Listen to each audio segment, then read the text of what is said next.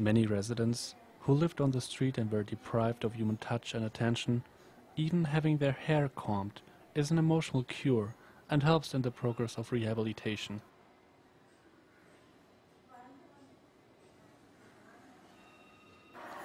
Residents are divided into 4 groups, depending on the degree of well-being. Group 4 consists of the most disturbed women and those needing the most care, such as new arrivals. Group 3 residents have basic self-care skills. Women of Group 2 are in the final stages of rehabilitation, and Group 1 residents are those waiting to return to mainstream society. I am impressed about the transformation of the residents, how these women, when newly arrived at the Banyan and stationed in Group 4, would progress to Group 1 within a period of 6 to 12 months. The residents are encouraged to participate in group activities, generally some kind of art craft project.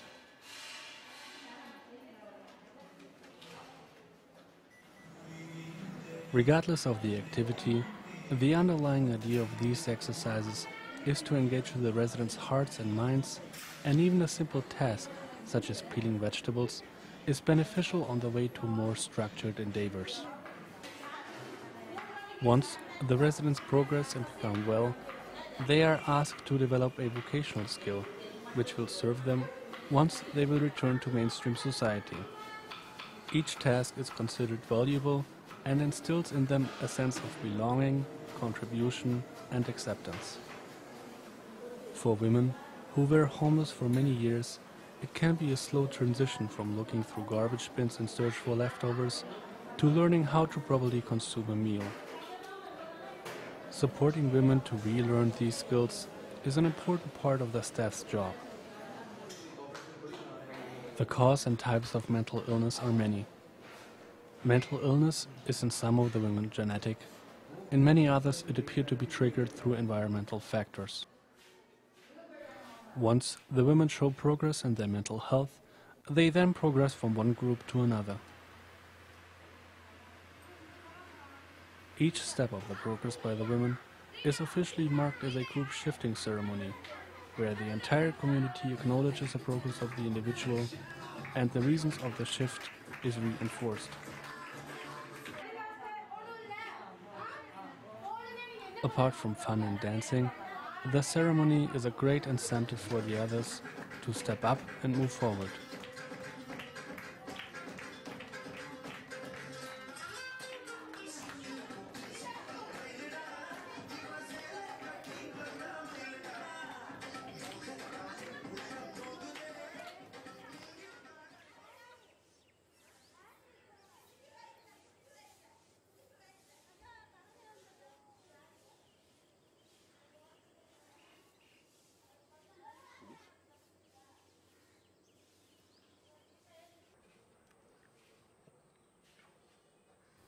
Since the foundation, the Banyan has rehabilitated and reunited a number of residents with their families and made it possible that so-called lost causes were able to return to their communities.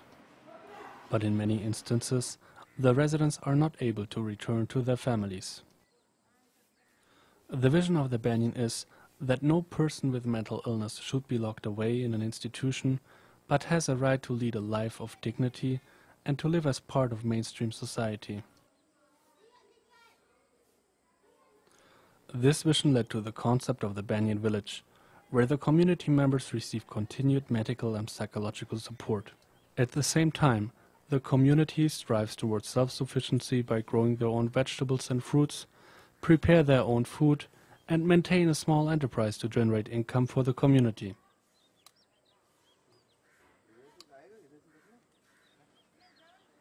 Designing and producing the self-made crafts is an integral part of the daily routine. The residents take great pride in it, seeing it as a form of self-expression and contribution to the income of the community.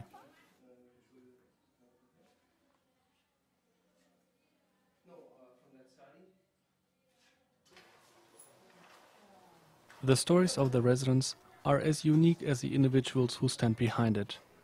Also in the case of Priya Vartini, the head cook of the Banyan village.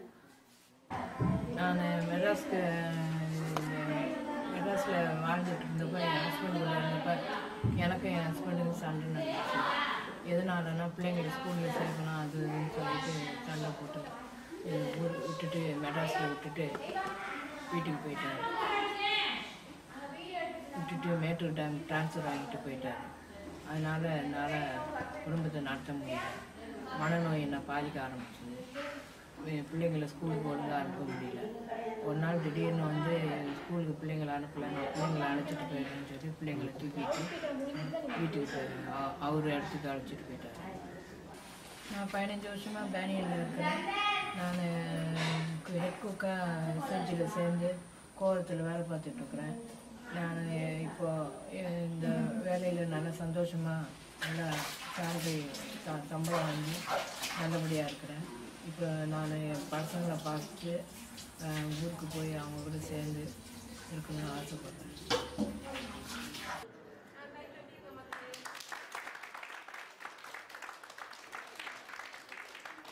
The aim is not only to provide care to current residents, but also enable rehabilitated residents who return to their families and communities to take the future course of action after recovery that will allow them to lead a life in community.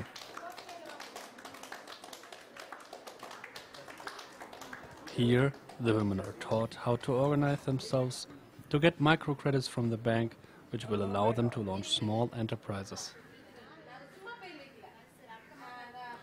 With a microloan of the bank, the women can buy raw materials, manufacture and sell them on the market.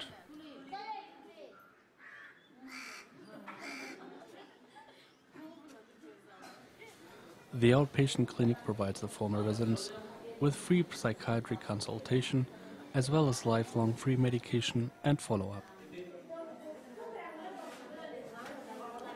The clinic also gives support to the families for coping with stress and emotional problems caused by mental illness in the family, and provides care for the public who are in need for psychiatric treatment but cannot afford it elsewhere.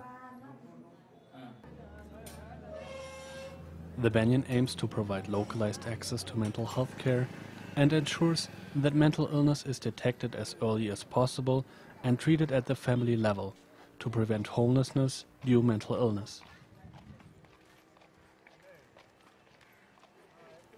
I accompanied one staff member on a house visit to meet up with a young woman called Devi, who became